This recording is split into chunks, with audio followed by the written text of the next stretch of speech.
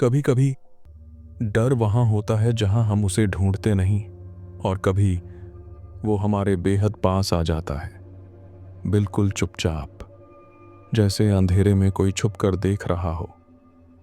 आज की कहानी एक ऐसी सोलो ट्रिप की है जो शुरू हुई थी सुकून के लिए, लेकिन ख़त्म हुई डर की उस हद पर जहाँ इंसान खुद को भी नहीं पहचान पाता। एक सुनसान रेस्ट एरिया, एक अनजान चेहरा, और वो चीख जो अब भी उस इंसान के जहन में गूंजती है। आप सुन रहे हैं हॉरर डार्कनेस, जहां हम लाते हैं डर, सस्पेंस और हकीकत की उन कहानियों को जो लोगों ने खुद झेली हैं और अब कभी नहीं भूल सकते।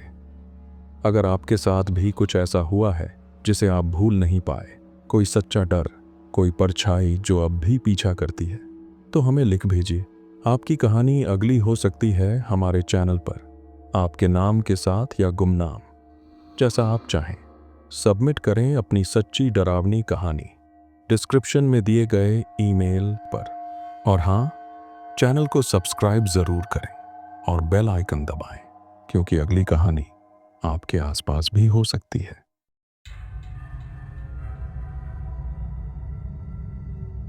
ये बात पिछले साल जुलाई की है। मैंने अचानक तय किया कि एक सोलो रोड ट्रिप पर जाऊंगा, बस एक दिन के लिए। हमेशा से नेचर पसंद रहा है और कॉलेज वापस जाने से पहले कुछ पास की जगह देख लेना चाहता था। प्लान बहुत सीधा था, सुबह जल्दी निकलना, दिन में घूमना और रात को 9 बजे तक वापसी शुरू कर देना। ना होटल का झंझट और वक्त की पूरी किफ़ायत। जाते वक्त सब कुछ ठीक था, लेकिन वापसी की ड्राइव वो कुछ और ही बन गई। रात के करीब 10 बजे मैंने वापसी शुरू की। मैप के हिसाब से घर पहुंचने में 4.5 घंटे लगने थे। आधा रास्ता तय कर चुका था जब अचानक नींद ने हमला कर दिया। खतरनाक नींद, वो नींद जो बताती है कि अब गाड़ी चलाना जानलेवा हो सकता है।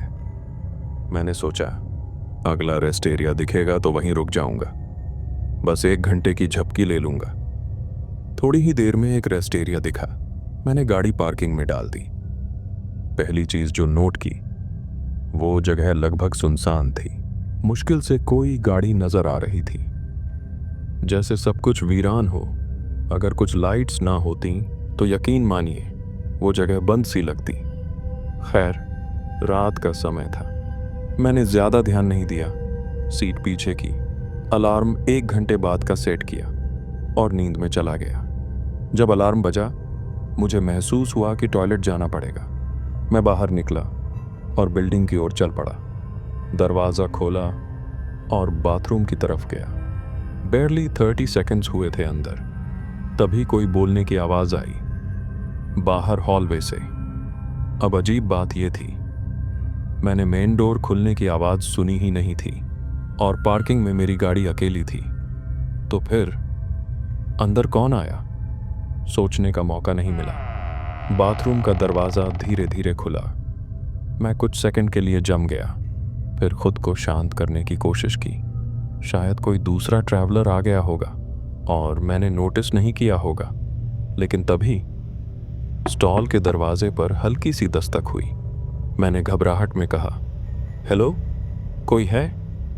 कोई जवाब नहीं आया, बस खामोशी। अब डर अंदर सरकने लगा। मैंने तय कर लिया, जब तक वो जो भी है चला नहीं जाता, मैं बाहर नहीं निकलने वाला।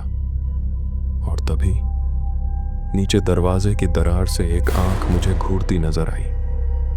हमारी नजरें मिली और तभी वो चीखने लगा, एक डरावनी, दिल दहला देने वाली चीख, और अपने सिर को दरवाजे पर मारने लगा बार बार। मैं बुरी तरह घबरा गया। पूरी ताकत से दरवाजा खोला। वो आदमी पीछे गिर गया और मैं दौड़ पड़ा।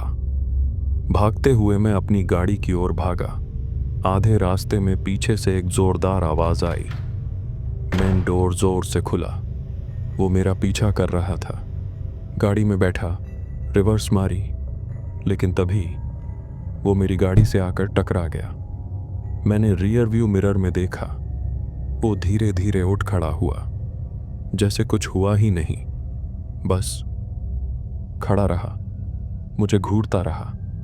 मेरे हाथ कांप रहे थे, दिमाग सुन्न हो चुका था।